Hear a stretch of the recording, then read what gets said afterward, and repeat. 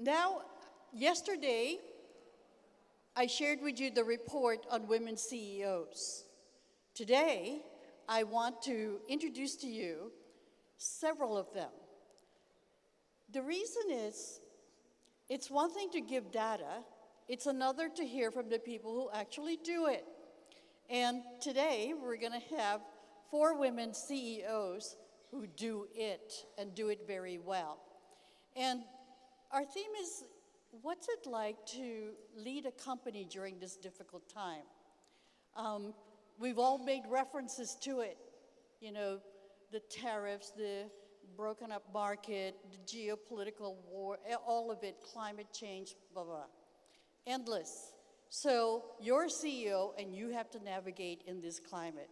So I'd like for us to hear from them.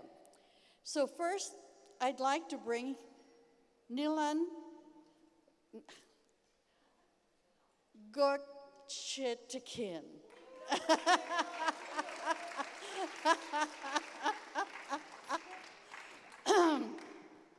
Nilan is the CEO of a company called Hepsiburada, which is an e-commerce site. It is, and very successful. Before she started it, she began Amazon Turkey and made it big. And before that, she was leading categories at Amazon Europe. And before that, she was working at Procter & Gamble in different product lines. So she's got a lot of retail experience, but technology is really her strong suit. And she's been recognized, let's see, Europe's most influential women in technology, okay? And named one of the most successful Turkish leaders worldwide, CEO worldwide. Can I just ask you, how did you end up doing that? Was technology your major in college? What did you study in college? Hope this will work. So first of all, this is a huge, huge honor to be here, to be with like-minded women that just don't think about themselves, but they think about their sisters around the world. So I couldn't be happier. This morning I woke up so happy because I'm with this bunch that I feel so proud to be sitting together, and I can't thank you enough, Iran. You are an inspiration. You make us really fight the good fight together. Thank you. Now I want you to talk about yourself. Now, okay, I started my school life when I was 4, and in Turkey, school age was 7, so you can see that my family didn't want to spend more time with me at home. So when I was in university studying international relations, I built my first company. I was 18. You built your first company? I built my first company. Why did you do that? Why did I do that? So I was always into commercial and trade. I think this is in the genes, coming from something from Ottoman Empire probably. Turkish people are good traders. So I started working very early when I was 16 as I entered university. And I met an amazing founder, and we became partners, which unfortunately he passed away. But I think these are the opportunities came in front of me, and I always grabbed them. And it wasn't about doing something in technology for me, but it was about making really a difference with consumers, building success out of what I have. So you were entrepreneurial from the beginning. So just quickly, because I got a lot of CEOs yes. to interview, when did technology come in? It started as I entered P&G because one of my first missions was building digital and building P&G in e-commerce, which was quite difficult. It's a low ASP, low price products. This was happening more than 20 years ago. Then I met the digital world and technology, but real for me pivot as I entered Amazon 15 years ago. Well, please welcome Nilan.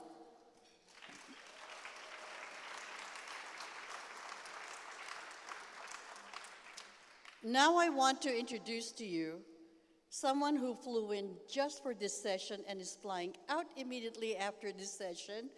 No, it's called commitment, and I respect that. When people say I'm coming and they don't show up, off my radar. So, no, I really highly value people who do what they say. Noreen Hassan is the CEO of a company called Drive Wealth. I love that, Drive Wealth. She was the former president of UBS Americas, and she led a 14 billion revenue division with more than 25,000 employees. 25,000. She was also the former first vice president and COO of the Federal Reserve Bank of New York. And before that, she was the former chief digital officer of Morgan Stanley Wealth Management. And before that, she was the former executive vice president of Charles Schwab. I don't know whether she's a swan or a tiger or whatever, but I'm already exhausted. I mean, so Noreen, how did this happen? How did you end up in the highest branches of the financial services industry? I thank a lot of my parents and my family for their support. My father and my mother had 2 daughters, and they were very much, they were immigrants to the United States. And they were very much, you need to succeed on your own, you must make your own way, and really encouraged me. If I came with a grade that wasn't an A on my report card, there was deep trouble in my house. So I credit the support of my family, the encouragement of my family, but then also the support and sponsorship that I received throughout my career. It's really those people that pick you up and create opportunities for you that I think make you successful, in addition to your own hard work and perseverance. Were your parents in financial services? Did they push you? No, I don't know how I ended up in financial services. My father was in IBM and was in technology. My mother didn't get more than a high school education, given she had an arranged marriage in India at 17. So she wanted more from me than she had herself. Well, but Asian parents, Asian mothers. Asian mothers. I Yeah. had an Asian mother. I had one of those too. So there were 2 of you. Were you eldest? I am the youngest. My sister said at age 10 that she wanted to be a doctor, which she very much focused on and achieved. And so all I knew is I couldn't be a doctor because she was going to be more successful than me. I had to do something else. And maybe that's how I ended up in financial services. What about you? How many kids in the family? We are 3. You're 3. Where are you? I am the youngest. Oh, youngest. There is something about, You- I think, the youngest. young one. Something about spoiled brats. Agree. Doing well. So please welcome Noreen Hassan.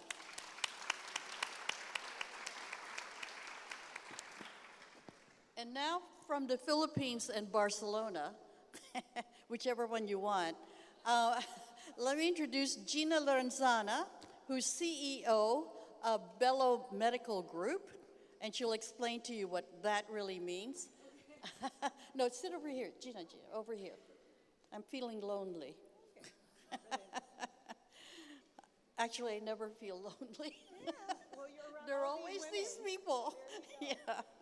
Anyway, she is co-founder of something called Better Brand Labs, and she advises organizations on brand transformation, sustainability, and stakeholder value. And she is a founder of a fashion line that's actually here. There's a booth called Nada Debajo, which means nothing underneath. It's actually, well, she'll explain it to you. And she's on the boards of several publicly listed companies in the Philippines, including Century Pacific Food, Shakey's Pizza Asia. You know, that's very big. Okay. And she's the But before all that, she was global vice president for fabric and fashion and regional vice president for Asia Pacific, Africa, and the Middle East for Unilever. So that's where it all came from. So Gina, where did that interest in, I know, my back hurts. Okay, you have to take care of it. No, it's called old age. So Gina, were you in the Philippines when all of this was happening, or were you somewhere else? So throughout my career, I've lived in and out of the Philippines and lived all over the world. Along with my family, and I think that's how all my children also, have lived and studied everywhere. And now they're in 3 different continents, which makes my personal life complicated. So when you were young, what was the goal? Just get a job. I grew up in the 90s, so I'm one of those, right? You come out of uni and then you say, oh my gosh, I just need to go out there and get a job. I'm also the youngest, by the way.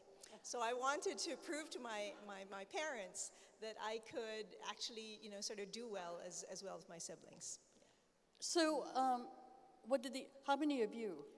We're 4 children, and I'm the youngest. And my sisters and my brother are all very successful. One brother's in Deloitte, my other sister's in the Cleveland Clinic, and my other sister's a successful entrepreneur. So were they tired, your parents, by the time you came around, and so they didn't push you in any particular direction? Well, okay, I was actually an afterthought, so I was born more than a decade after my siblings. So, yeah, so I was actually, in a way, nitpicked when I was They got young. romantic one night. Yes. I was an afterthought. And all the while, I always felt like, oh, maybe my parents didn't want me and all of that. So I guess I always wanted to sort of, prove myself.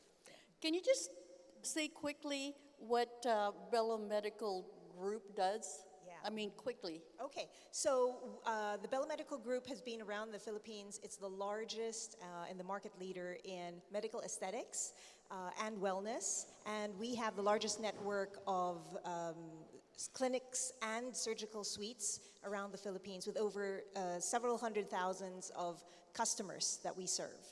This has been a pioneer because from 36 years ago, Dr. Bello actually had brought in medical aesthetics to the Philippines when it wasn't even a term.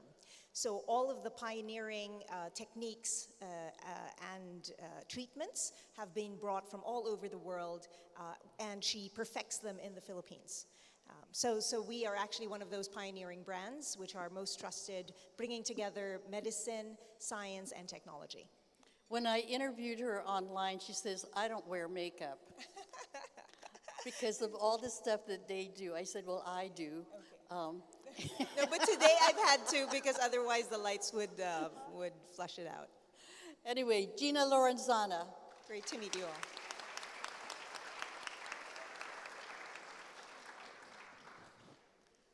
Let me ask you, how many women do you think probably run something called Boeing, right? An airplane production company. Well, in Turkey, the head of Boeing is a woman, and she is Ayşem Sargit.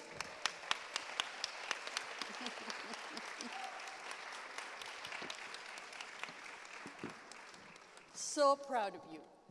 No, I'm proud of all of you, okay? No, but I'm saying to be in a non-traditional arena and to break ground that way, tremendous. So she's also on the board of Siscam Yaset companies in Amcham, Turkey. But you know what was interesting when I was looking at her background? She was head of external affairs for British Petroleum. She did government affairs and policy for GE. And you spent 10 years advising the U.S. Embassy, senior economic advisor, U.S. Embassy in Ankara. So you went from like government type work. I want to know how you ended up at Boeing. Well, it's been a blast. It has been an interesting journey coming here. Wait. Are you hearing her? Can you hear me now? Okay, now. Okay. So coming here, Irene, I looked at the number of years I've spent in work life. It's 35 years. And what a 35 years, it's been a great run. The sequence of those jobs that you just listed, I started out in banking. I have a little bit of a banking experience, then switched to the world of diplomacy with my job in the US Embassy. I covered trade and investment in US Embassy. I covered several different sectors. And after that job, I worked in those sectors. But it was interesting because it was heavy industry sectors mostly. BP was oil and gas. Everything that we thought was male-dominated, that were too far away, at least I thought so when I first graduated. Then I kept proving myself wrong, my younger self wrong, by going from one job to another. I think curiosity and my eagerness to learn, grow, drove this. And in all these jobs, from BP to GE to Boeing now, I think what I've been doing is building relationships, building bridges across lines that many people find challenging, impossible at times. So I built connections between business and government, as you said. I built connections between the East and the West. That's the way I see it. In all my jobs, I've done that. And between tradition and transformation, that's what I aspire to be as a leader. And I think that's what Boeing Turkey represents too. No, I love it because the CEO can come from any kind. The reason I went through this exercise is so people can see being a CEO is not a straight path from any one direction. You know, but you learn from each of those directions, you know, as you progress. Yes. So just to follow the pattern, were you youngest or oldest? I'm the only child. You're an I'm the only youngest. child.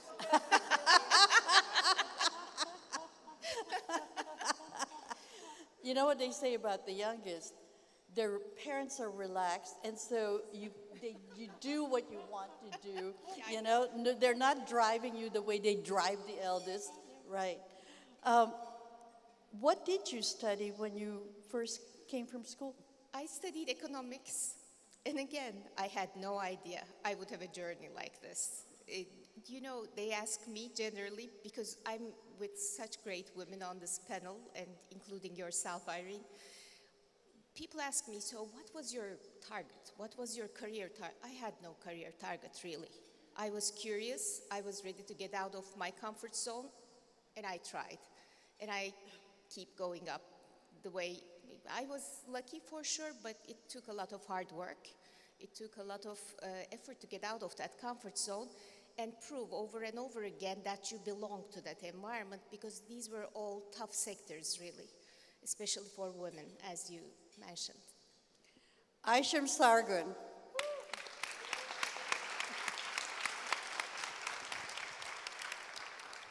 So, any of you, we've been talking about a fractured world, which is reflected in a fractured marketplace, along with tariffs also entering the picture. You know, you also now have what I call block, alliances.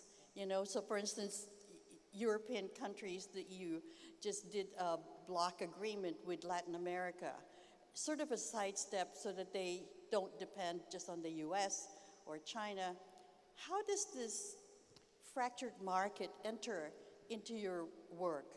How does like for instance, Noreen, when you're advising companies or advising how to create wealth, how does this kind of marketplace play into your work? Thank you, Irene. So for those of you that probably don't know DriveWealth, we provide brokerage infrastructure that allows companies around the world, other financial services firms, to offer U.S. investing to their clients, so equities, bonds, mutual funds. What's interesting, Irene, is politically the world has fractured, but economically it has not yet divided. So we are seeing unprecedented interest in U.S. equities. There's been a 76% growth in investing in the U.S. in the last 3 years, U.S. stocks. would you have imagined that? You would think people were moving their money elsewhere, and it's not, we haven't seen it because the other trends that are happening around the world, AI, this growth of technology is actually causing dollars to flow into the United States. Google, NVIDIA, everybody wants to invest. And then also, we've seen from a stock perspective, this fractionalization, the ability to buy micro shares. You don't need a lot of money now to invest in SpaceX on Friday, or Google, NVIDIA, Tesla. You can invest, we're seeing South Korean taxi drivers buying, $10 worth of stock. So the economic world and what the retail investor is seeing is far different than I think the geopolitical headlines.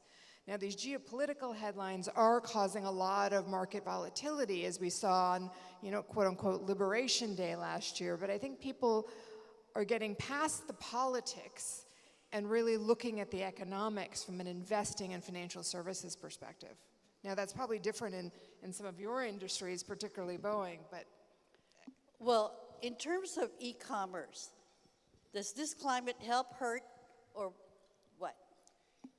I will give two aspects, Irene. So one is for Turkey, or we should say now Turkey.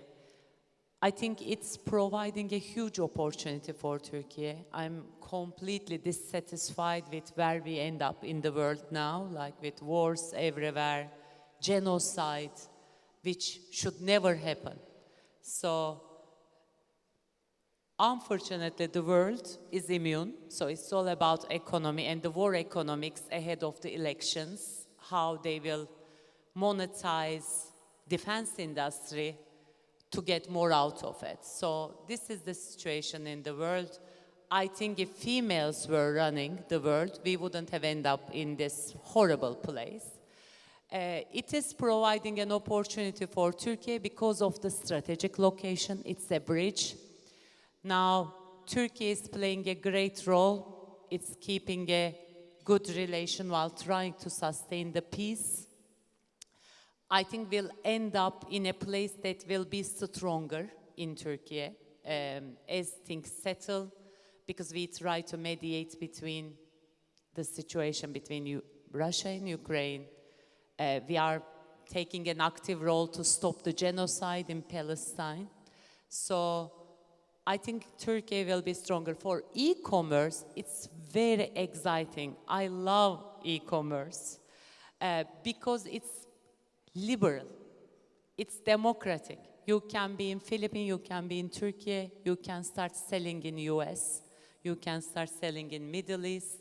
There are no borders. So the market I has think been- market will continue growing. Okay. And these challenges will make e-commerce also stronger. Okay.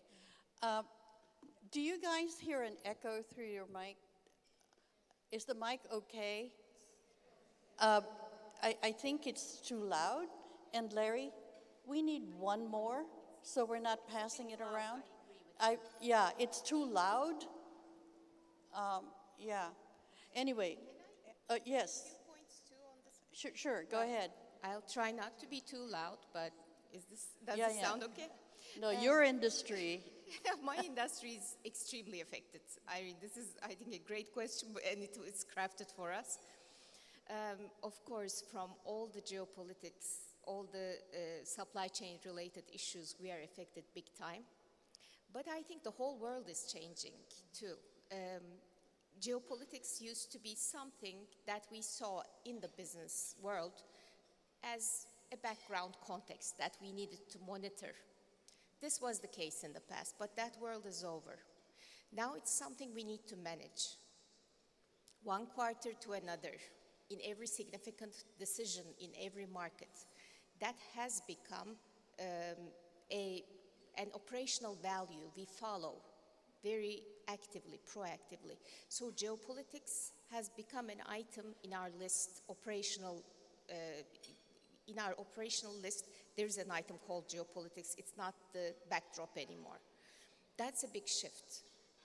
Second, I think supply chains are changing big time too. Since the pandemic, How is it changing, supply chains? supply chains As we all know, since the pandemic, we have been going through a change because people are ready to pay for business continuity. The businesses are ready to pay a higher price for their business continuity, and that matters to the companies. What's the price of not being able to deliver a plane or any of your products, including e-commerce? During the pandemic, we saw a part of this movie, but now, in these turbulent times that you're mentioning, we are seeing another chapter because there are new barriers now, new uncertainties to geopolitics. The Strait of Hormuz is closed. Okay, no one can move their goods. Energy prices go up. So the focus in supply chains for the businesses are shifting from scale and efficiency towards resilience.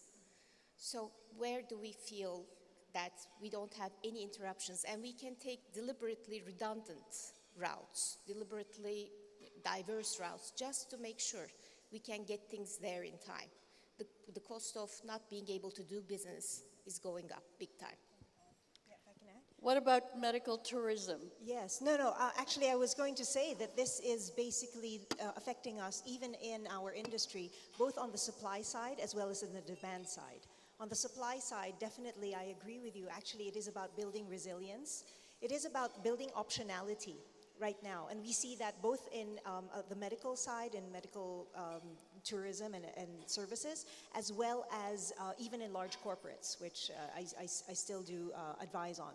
And basically, the whole idea is if you build optionality, rather than just being dependent on one or two suppliers, it's actually building a set of, sort of supply networks. So for example, for us, we were mostly dependent, maybe 10 years ago, to Europe and the US for a lot of our medical supplies and consumables.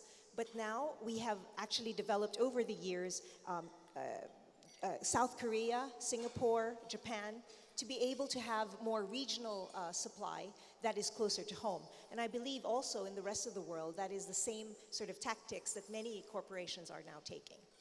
On the demand side, I have to say that also, yes, there is geopolitical fragmentation, but we see this also as affecting the way consumers are spending their money. And this is also then now affecting demand.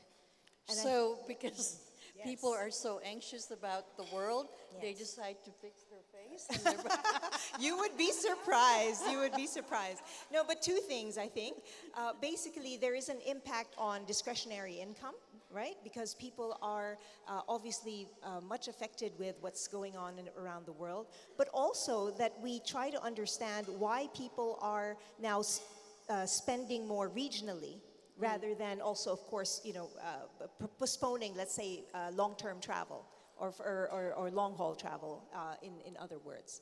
And this, I think, is also changing the dynamics of the customer base that we have in the region, whether it is in Asia or even in Europe, because people are tending to spend more regionally. So do you think in turbulent times, branding becomes even more important? And what kind of branding would you like to convey, for each of your companies?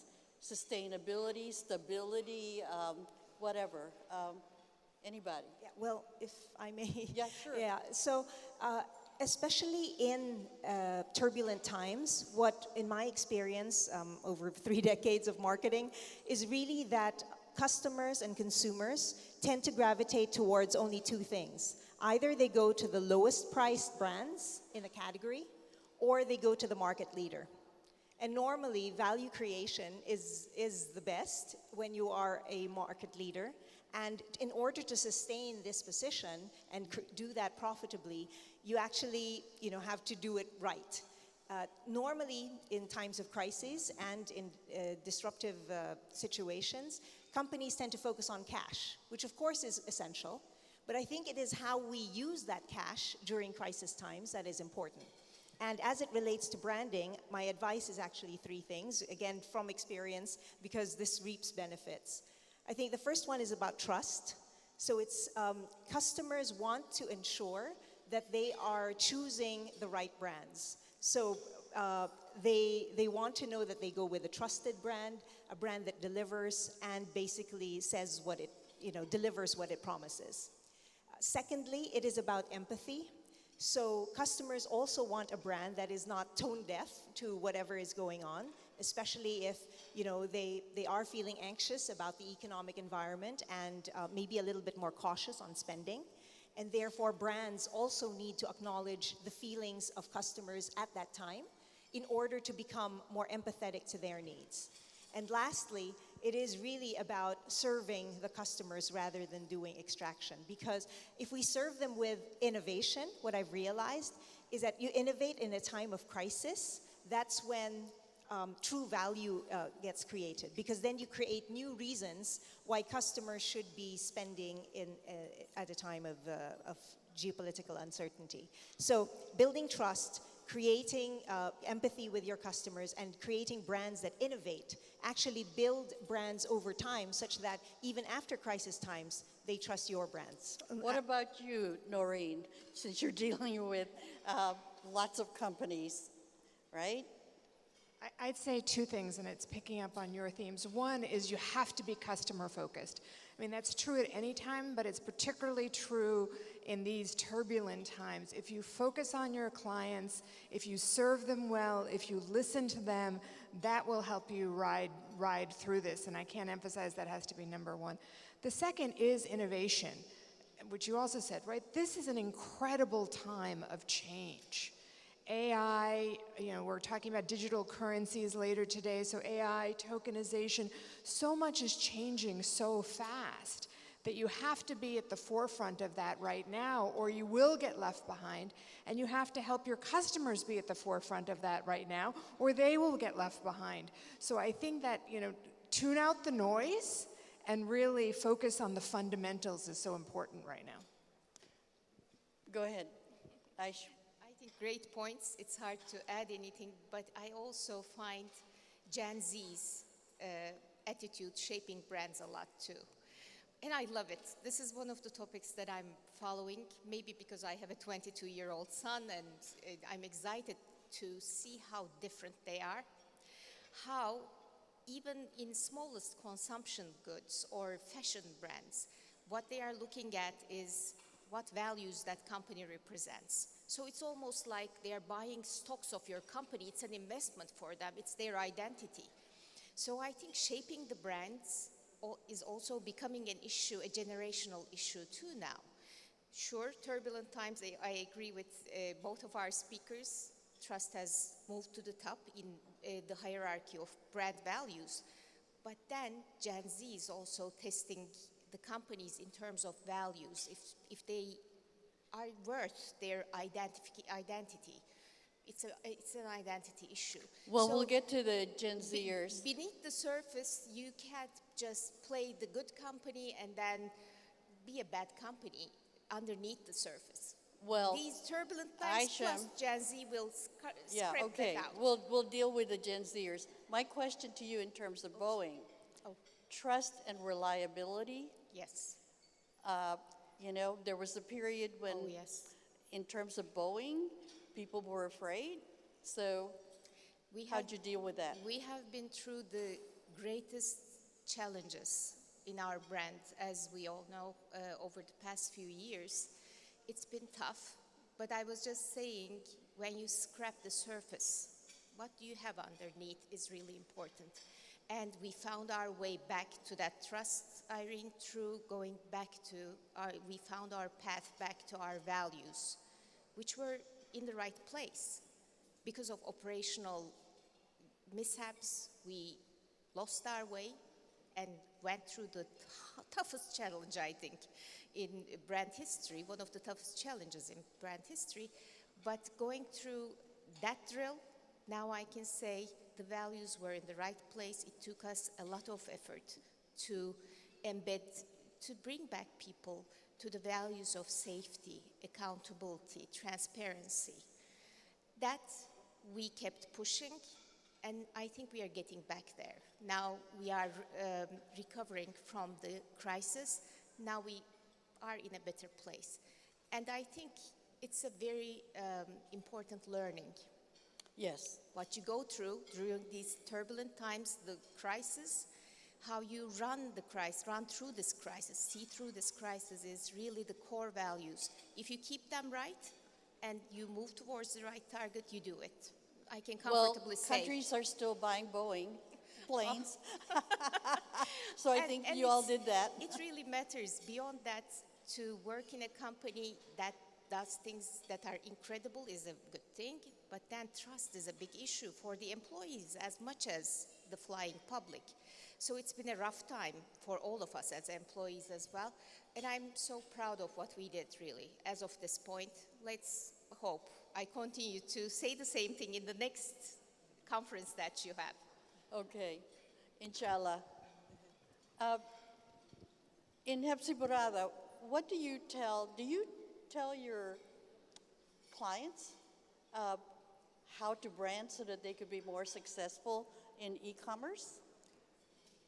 Do you mean the merchants?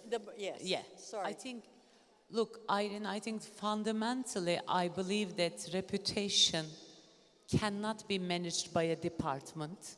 I just want to underline that because we have a lot of CEOs, different positions. If it's buried under your marketing division, etc., it's wrong. It's the responsibility of everyone, but starting with the admiral of the ship. So you'll take it under your belt and you'll work it out, bottom up with every employee. And I also believe that these things cannot be talked. You just walk the talk. So going to your town hall and telling about doesn't mean anything. It's zero credibility, especially with Gen Z. So they just know what you are doing. I'm coming back to merchants now. So with merchants and as Hepsiburada, we pioneered e-commerce 26 years ago with a female founder that was walking the talk. So first time a woman, after Jeff Bezos, this is my previous boss, just 1.5 years after him, has built this thing by herself with a team. And she started working for female founders. And we are actively and positively discriminating female founders in every occasion. They pay less commission, they pay less for advertising, they pay less for career services, they pay a fraction of what male merchants do. And this is for me value-based leadership. So I feel uncomfortable, thank you, talking about things unless you do something about it. I entered the company, we were doing amazing for female founders, but not necessarily for our employees. There was no female in leadership position. We were not blocking it, but it was just unconscious bias. Company was founded by a female, did so much, but with male CEOs. They were all successful, nothing about that. But there wasn't a mechanism in the company. And I learned one thing in Amazon, above other things. If something is important, you put a numerical target. Intentions never work. So my first target was getting more than 50% promotions had to be female. It had to be inclusion. And I never accepted. Even if it means that we had to get someone that was 70% ready, 65% ready, we progressed them because they were committed to the company and they need an opportunity. Now I enter office, it's all amazing female leaders. My Beyza is here. She's a phenomenal woman. We work together in Hepsiburada. For me, it's all about reputation, merchants, everything is about, as individuals, what are we going to do today and tomorrow? Smallest thing, Irene, and you always teach us, these small moves end up, and that's, I think, how we will change the world. So I'm super bullish. We can do it. We are all here. Woke up 7 a.m., 6 a.m. for this good fight. We'll do things different. Of course we are, and you are. So you brought up the Gen Zers, and this session will be followed by a multi-generational panel of men, young Millennial, yes, yes. Last year, we focused on the women, the young women, to find out what they were thinking of because they will replace us, and we want them to replace us. So somebody said, how come there are no men? So we're going to have men. Um, the favorite complaint that I have heard is that Gen Zers, millennials, Gen Zers, they don't stay long enough to gain the experience that's necessary in order to move up the ranks or to do better. And I want to ask each of you what your thoughts are. Is that right? What can make them stay? It's a very interesting generation, Irene, and I'm looking forward to seeing the next session too. I think this generation is bringing a big transformation to all of us, to the business world for sure. Their consumption patterns, their preferences as employees are very different. We have been reading about it, everybody's familiar with it, I'm sure, but it's no more about what we used to look for in a good job. We were looking for stability, we were looking for a good name, financial progress, promotion every now and then. Unfortunately, I see some businesses make this comment about Gen Z being difficult to please. They leave right away, they don't like their salary, they don't like the fact that they're not promoted. But I think there are values that they're watching as an undercurrent. That's another thing they are watching too. What does this company represent? Do I feel belong to this company? So that identity thing is quite strong in this generation, and it's reflecting to employee preferences, to everything I think that we know was true for us, for our generation, is now changing, and they're acting literally as investors in these companies. I'm investing my time, what do you mean? What are you doing? What do you do during a crisis? We have been through it very recently. So how do we keep them? I agree. They want to be in companies that align with their values, okay? Yes. It's the young people who are marching for environmental issues, climate change issues, but how do we retain them? I think we can just make our own best bet and be true to our values as companies. Stop greenwashing, stop looking like something and acting differently. This is going to be transformational for business. So either you go back to your core values or act in line with those values, or you won't get the best of talent. You won't get your customers the way you used to. So I think it's a lot on the businesses. It takes a lot on the business side to keep these people, and we need to adjust. The big dilemma, I think, here is beyond just being true to your values and everything, we are also facing a lot of storms in terms of the context we are operating in. Well, sustainability, that's not as big as it used to be in business's agenda, right? Because we have other issues to care about. But then our potential employees won't work with you if you say, this is not my priority. So you have to really keep a good balance, and we'll all be good corporate citizens as businesses from here on. There is no choice in the medium to long term. Okay. Value beneath the surface, I think, will matter more than any time in history. It will be challenging, and a lot of businesses will drop from the game, I think. Sure. Noreen, financial services industries have the reputation of churning people. How does that look nowadays in terms of the age group we're talking about, the next generation? Yeah, I want to take a different angle on the retention issue, which is, I think it's less about the macro issues and a macro statement and more about the individual experience. And that people stay, and even young people will stay with a company if they're coached and they're developed and they see mentorship, sponsorship, and a path forward. And we need to continually invest in that individual experience in order to address this issue. There's a lot of headlines around AI taking jobs.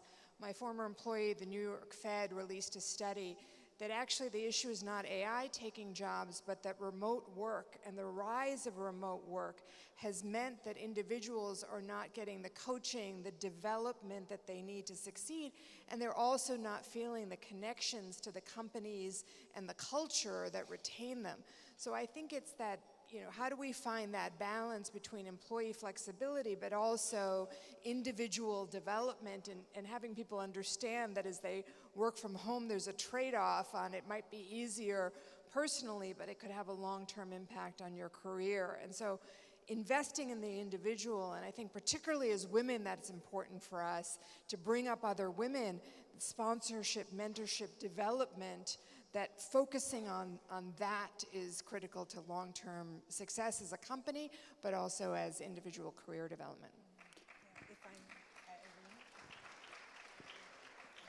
Andrea mentioned earlier this sense of exclusion and aloneness, among employees nowadays. So young people are probably feeling that even more, right? Right, okay.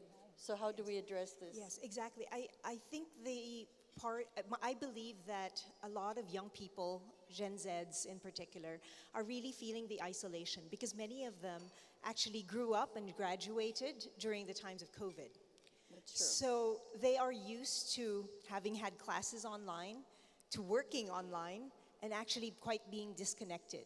So the whole idea of being connected with your workplace and having physical, personal relationships with people, at the water cooler, maybe at lunch, are actually things that we took for granted in the 90s, but are actually really important today. So I'm a believer of hybrid work. I really force our employees to come to the office at least 2 to 3 days a week in order to build teams. So I think the 3 days or 4 days at home can enable people to work better, enable them to live their lives. Traffic is bad in many parts of the world, right? And it's difficult to commute. But then having the time together and working in teams is actually important to build personal relationships, and it's about, even Friday nights, people just hanging out for bowling or grabbing coffee or things like that. The other thing I wanted to add, and I do agree around, looking at individuals. I think companies tend to think about the macro. I agree with you fully. But it is about empathy for our young employees that is going to keep them engaged. So remember when we were in our 20s, right? And you come into a company, all you wanted was really to get a job, pay the bills, pay your student loans, or, get a house, right? And that's exactly what young people are looking for today. And now more than ever, they are more uncertain than the way we were in the 90s. This was made known to me when I was speaking to a nephew, actually in Toronto just this weekend. And then she was telling me, your generation had it great. You were there in the roaring 90s when capitalism was just, really going gangbusters. There you go. And really, it was great. We'd go around the world, we'd travel everywhere, and really, I think the 90s was the best time. And then we had the crises and the 2000s, and then of course, now we live with crises every day. But now, our next generation is actually seeing the results of all of that, right? And they are more uncertain than way we were before. They're uncertain about paying the rent, or being able to afford the rent, especially in the developed world, or much more own a house, right?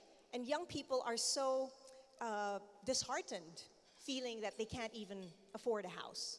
So I think rather than judge Gen Zs and say, they're lazy, and they're probably just like wanting to work from home and things like that, they're actually suffering from a lot more in a different context in today's world. And I think showing that empathy, one, to fulfill their needs with, of course, great paying jobs, so long as they perform.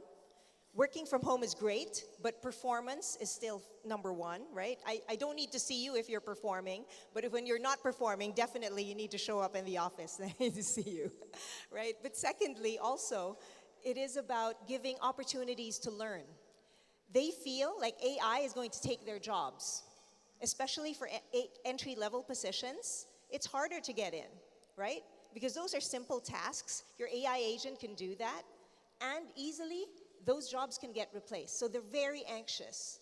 So if we train them with skills that can actually embrace AI to make them even better employees and managers, then we can develop a pipeline of indeed young people and women who can go into leadership. You know, last year, in the Young Women's panel, one of them said, "It's not that my generation is lazy.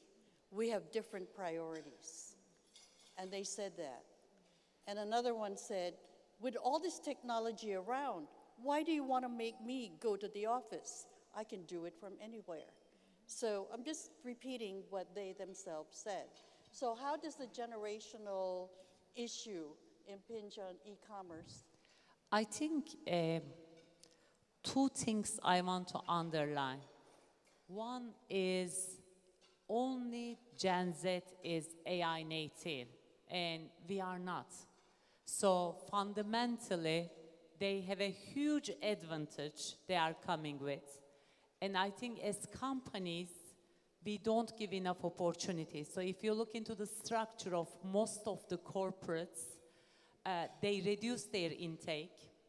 That's a danger to the profitability of the companies.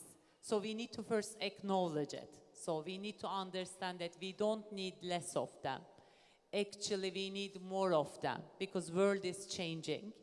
And they do, it's like with females, it's like with every diversity. If you don't build a diverse organization, you will have huge problems, not in first few years, but later on. So we need Gen Z in our organizations. They want liberty. It's like our teenagers. We used to listen, our mom and dad, right? Like if you had to come home at a certain time, you could pass it by half an hour, 1 hour. I was texting my daughter, my husband is I live abroad, I live separate from my kids for this job to serve other women. I can see my kids every weekend, but I can't see them this weekend. So I was texting her midnight, and she asked me 7 times why she needed to be at home before midnight. So she'll not get you need to come home, and she'll not come. This is the thing with Gen Z. You need to give them why. You need to give them space because they lead very well. 2 years ago, I was preparing for a board session, which was very tough one for our loyalty program. There was a lot of new members to the board we have taken in. I worked with McKinsey for 2 months on a certain program, and rightly so, they were questioning. I got a presentation from our Gen Z program. So I built that program. Every year we get 150 of them. The guy presented a plan. He was 19 at the time. Now he's an executive in the company after a few years. It was just phenomenal. Like I binned my own presentation. Didn't like it any longer. I told Sinan, just send your slides. I told him I'm gonna present them in the board. And that guy did stick with us because his ideas we are leveraging.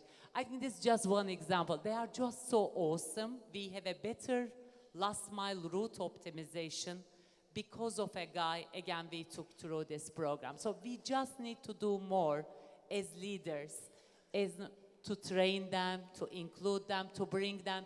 They will not come to office just because we told them. I used to work 6 days in the office as I was studying in university. Never questioned it, never. They will not come. But if we create the right environment where they can find a new mate, where they can learn a new skill, where they feel super valued, where they feel it's fun to be there. Now we have Xbox in the office, and I started play as well, football, which is maybe too much now. But that's the type of environment we need to generate. I understand. There was a CEO who said to me, I didn't realize I had to entertain the employees just to keep them. Since we're running late, just very quickly from each of you, you who have broken ground in arenas where there are not as many women.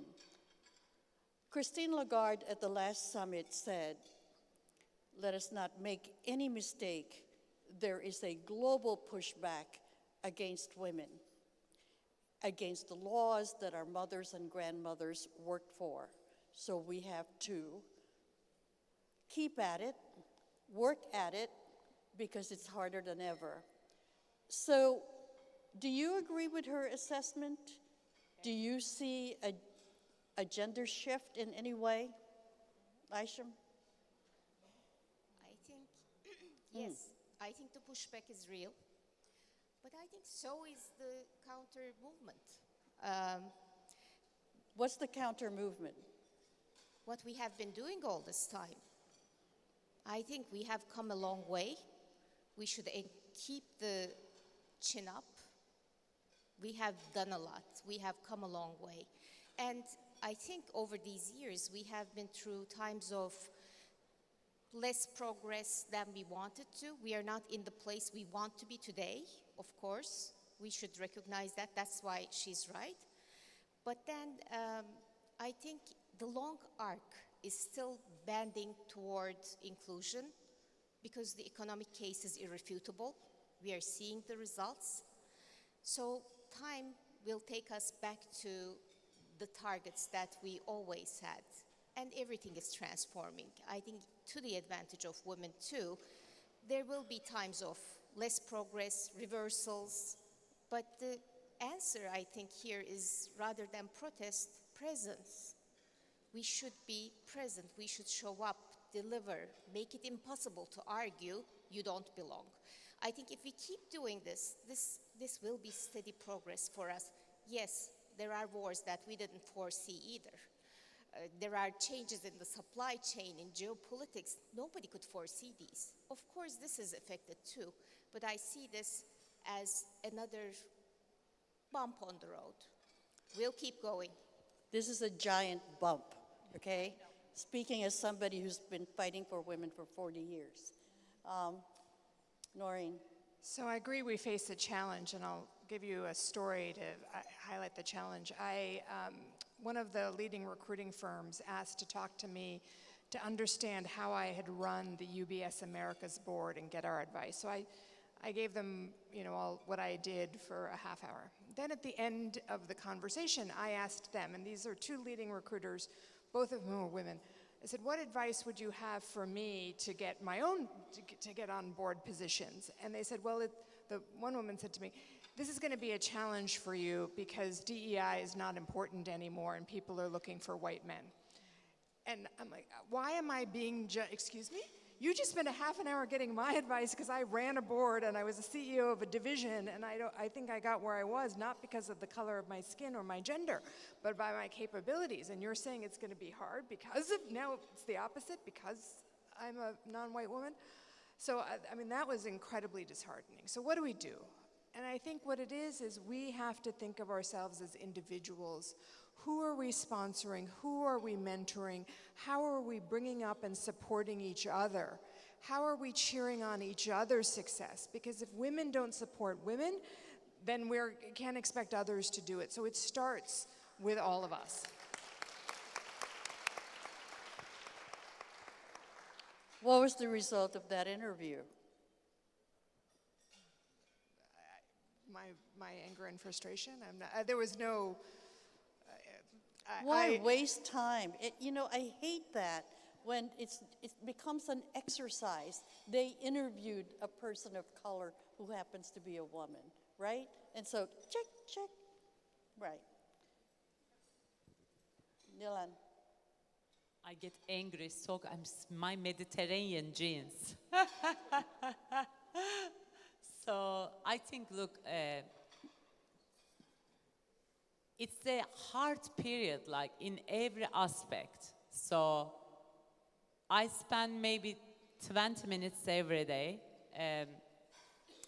just watching about the inequalities, looking into the genocide, war, impacted people. I'm supporting few organizations there. And it just got really ugly. So for women, for children, for emerging markets, we can be sorry or we can do something about it. So we have to wake up every day and we have to do something about it. Because of my publicly open position everywhere, I can't work with a lot of private equities, but I can work with others.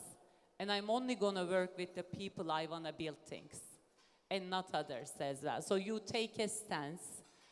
I also believe that leave aside everything, the opportunity to get diverse talent to the organization has never been more important. The people who act like this, it's bullshit, but they will end up in very difficult position because Gen Z or other diverse leaders, when they see they don't walk the talk, they will not stay. They will not be AI native organizations, and they will evaporate. So we will have much better people, much better organizations. Women can multitask. We have the emotional intelligence. We are more engaging. We are more envisioning, and we are more inspiring. These are data. And if people do the right thing, there's a McKinsey analysis we just published with UN. There are trillions of dollars lying in front of the companies who will take on diverse talent to their organization. It's not for us. It's not for doing a charity work for us. If they want to succeed, they are going to take us and they will change things. And we will do it together. We have to support other women. We have to support underprivileged communities.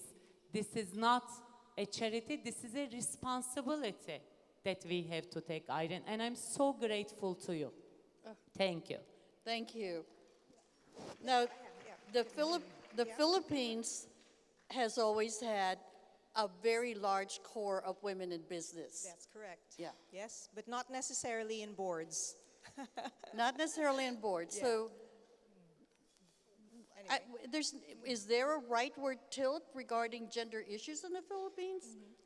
Well, okay, what has happened is that although there is a lot of economic empowerment in the Philippines, and I think it's been there for several decades, Yes. because women just really work to make their families survive and to support their children and their families. And then we see that rise throughout management, but somehow it becomes less, the opportunities becomes less when it comes to the CEO level and at board level. And that's what, Boots and I, along with, women directors in the Philippines, try to push for, is to ensure that there are women on boards. Yeah, but has it gotten worse recently, or? Well, we do see that there is more permission to go back to the old world of, That's just going to the boys' club. So there is that. And whilst I think there is a debate around putting quotas, there to some extent, that in the past, along with stronger views on liberalism and inclusion, has allowed for companies to open up their minds there. Now, my point of view here is not just to talk about inclusion in the light of, adding more women into either boards or leadership positions, but actually focus it to performance, right? Business performance. And I think that's how we all earn a seat on the table. Because I think in that context... Are they mutually exclusive? No, they are not. No. But then what happens is the default thinking, the lazy thinking, is that it's always men that are the safer choice. right? When in fact, you know, even to your study, actually, Irene, you saw that, you know, women chairs have women CEOs have more women in leadership have more women in the employment. So I think basically if we have more, actually two things, right? More women supporting other women. And it's not just lip service, but it's literally what we do every day. And I think now, really coming out even out of this week's session, I'm thinking, every day have I helped a woman, you know, rise up, Good. right? I mean, I think that's one thing that we could all think about, right? Because we are all in positions of power. And have we helped one woman, at least one woman today? And imagine the multiplier effect of that, right? In giving opportunities, in nominating people, in promoting people, giving them jobs, right? I think that's the first. The second one, again, I learned from this week, was voice. Because we need to have, you know, this is all great that we all meet together as women, but what's more important is that we get heard outside, you know, outside this room. And again, that's why I mentioned performance, because it's not mutually exclusive.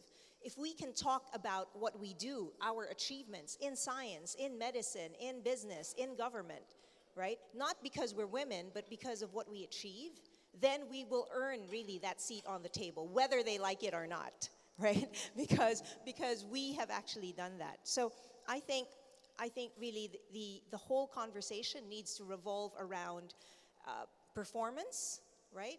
And having our voice heard outside this room. And all of us have a responsibility for that. I was inspired by yesterday's session. Thank you for that. On that note, please give a warm hand for these incredible women.